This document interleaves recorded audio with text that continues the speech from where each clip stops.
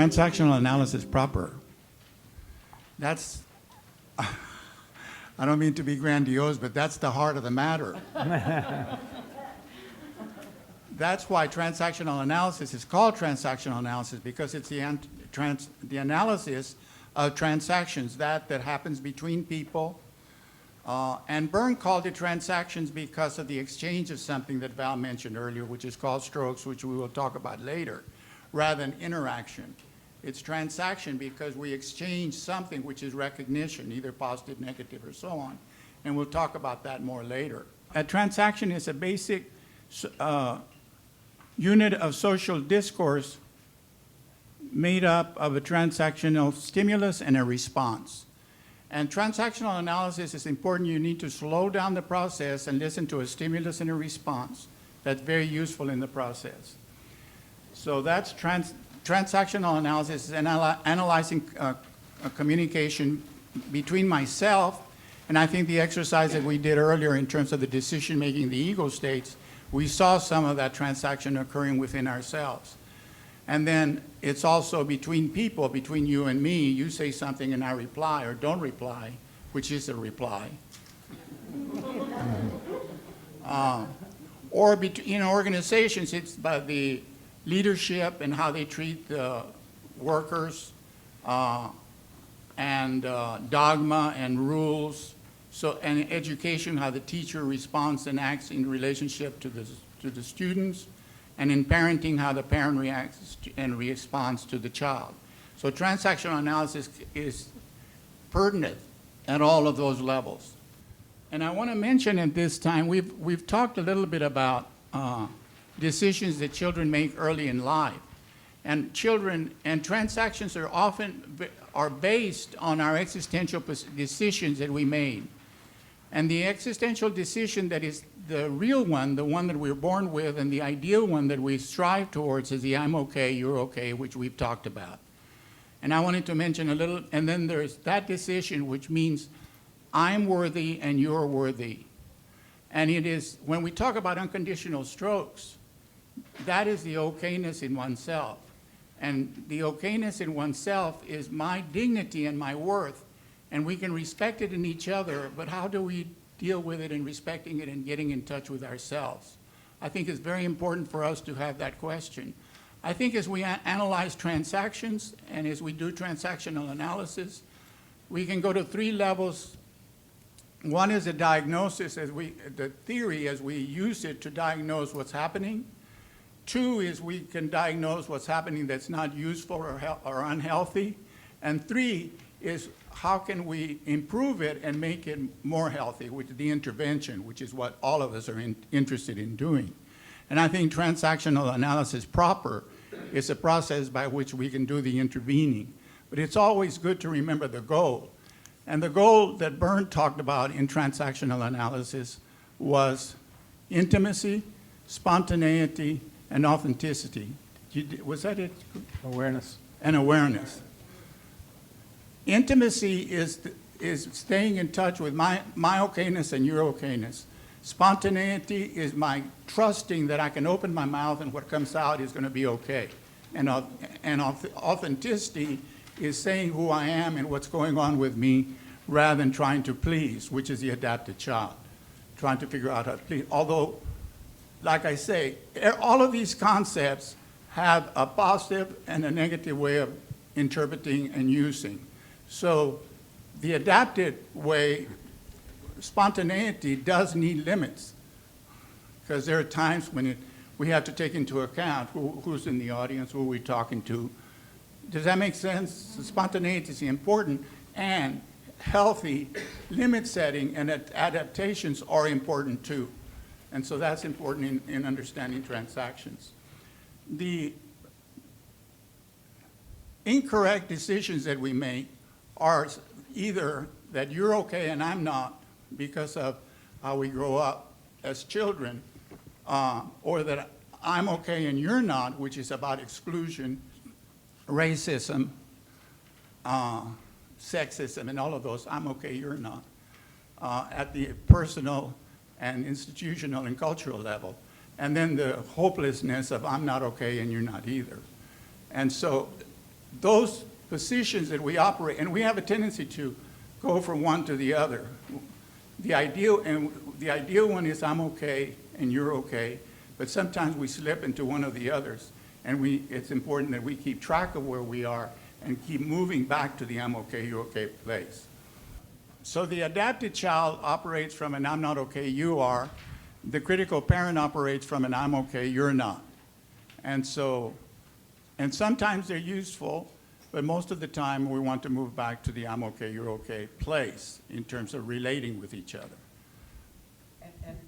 And I just wanted to add that at the cultural level, this is where white supremacy culture teaches us all that white is right and other people are not. Okay, and so at the cultural level, we catch that, even if it's not being taught directly in our families. So our transactions are going to be influenced by how we're feeling in terms of our okayness or not okayness in relationship to each other.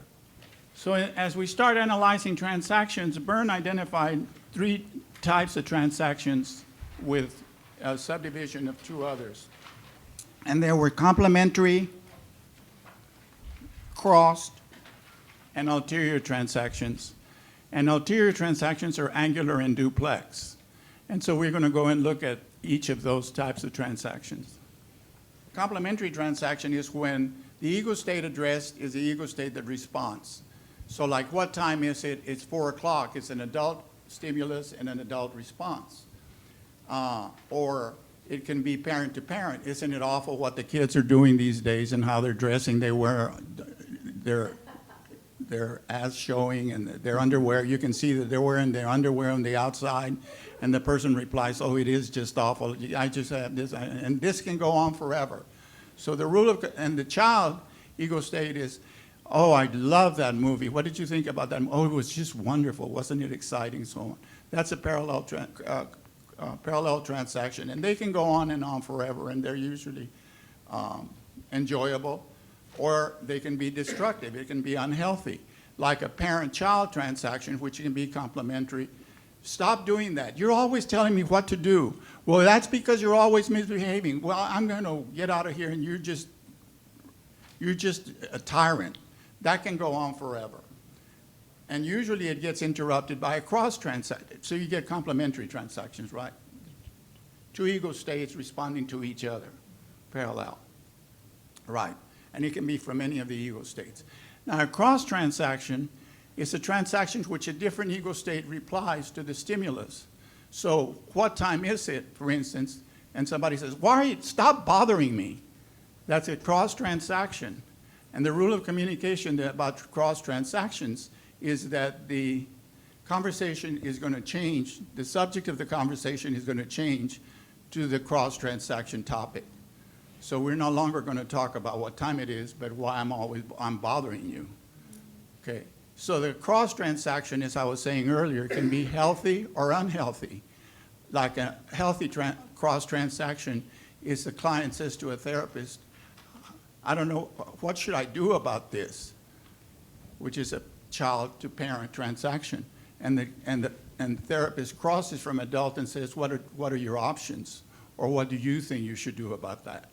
Crossing the transaction to change the dynamic from parent-child to adult to adult. So it can be either a healthy cross or an unhealthy cross. The other type of transaction, which is the ulterior transaction, can be angular or duplex. Byrne talked about the ulterior angular transaction, and I've been thinking a lot about transactions as I was getting ready for this because, like I said, it is the heart of the matter. And so the example that Byrne gave in terms of talking about ulterior angular transaction was it's a sales pitch. And the salesman says, well, this is our top model, but you probably can't afford it. It's probably out of your budget. And so it's trying to hook the child, and the child replies with, I'll take it. I'll show you. And then, I don't analyze transactions and think about their labels and names. I analyze transactions and think about what's being said and how to respond. So this is useful for labeling, but it's more useful to know the process and the dynamics, which we will do as we go further with this. Another transaction that I thought that was angular is people who are over-adapted and pleasing. I have a friend who is a helper pleaser, and I will say things like, oh, the floor is so filthy, you know, just an adult stimulus, but it's to hook the child in my friend, and my friend says, well, here, let me clean it up. So, hooking the child. Yeah. So do you understand angular transactions? I can find them very useful, actually. But as I think about them, that example of the indirect hooking the other person, it was helpful in my thinking about angular transaction. The ulterior transaction we're going to talk about a lot more, the duplex transaction, which is a social level message at two ego states like, where were you last night? Sounds like an adult stimulus, and the response is, I was at Mary's, my friends. So that sounds like a adult-to-adult transaction, and that's the straight lines that you see in the diagram. And the dotted line is from the parent to the child who says, where were you last night? I think you were up to no good as usual, lying to me. And the child's response, I was at Mary's, is lying and not telling the truth, because I am, after all, not, I'm not okay, or I'm a rebellious child. So that's the duplex transaction where four ego states are involved in the process. The rules of communication, as we mentioned earlier, is when the transactions are complementary, communication can proceed indefinitely. I was thinking of other transactions that are duplex, like somebody's telling people who are stealing strokes, and they'll talk to you and tell you long stories, and I'm listening to the story, and in my head I'm thinking, did I tell you that I wanted to hear this story?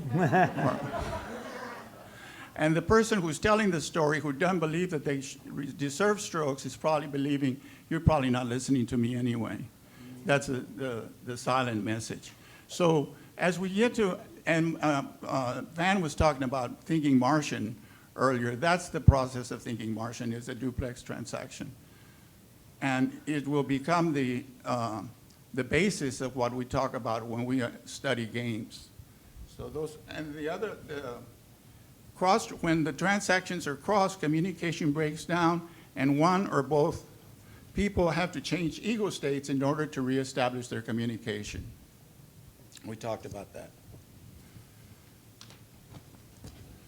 When the transactions are ulterior, the behavioral outcome will be determined by the psychological message. Gallows transaction, where someone laughs at jokes about their own self's destructive or non-productive behavior and invite others to laugh also.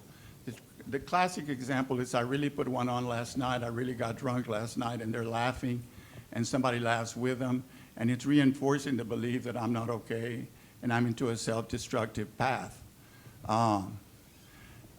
And so that's a gallows transaction, and Byrne called it the gallows transaction because of the criminal going to the gallows smiling, being rebellious still about the rules that he was breaking.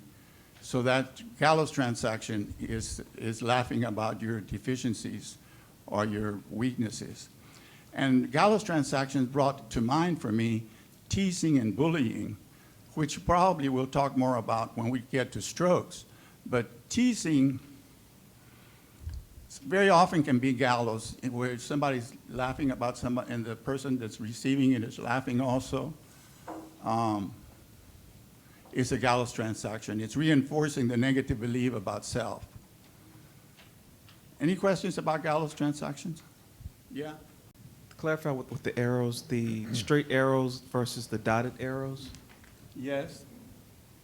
The straight arrows, the solid line is the social level transaction, which is what's being said. The dotted line is what's not being said, but is being implied. And the outcome in the rule of communication is that the outcome of the transaction will be determined by the dotted line, not the social line. So it's not, that's so important for the work that we do around process, coming to understand that the process rules. And so if I'm just responding to the content, I'm missing a lot of the communication. Another thing that I think is really important that I actually learned from you, which is part of, that it's really important, and you may notice, those of you who know me, that I ask, if I give a transaction and you don't respond directly, I will say, did you hear what I just said? Or, how do you respond to what I just said? If I say, did you hear what I just said, there's an ulterior in that. But if I say, will you let me know, will you repeat back to me what I said? I'm asking for information so that I can also invite a closure on that transaction. Closing transactions. Right. Yes? Just a point, the dotted transaction is sometimes called the secret Yeah, message or the psychological message. right, So if you read that, that's what they're talking about. yeah.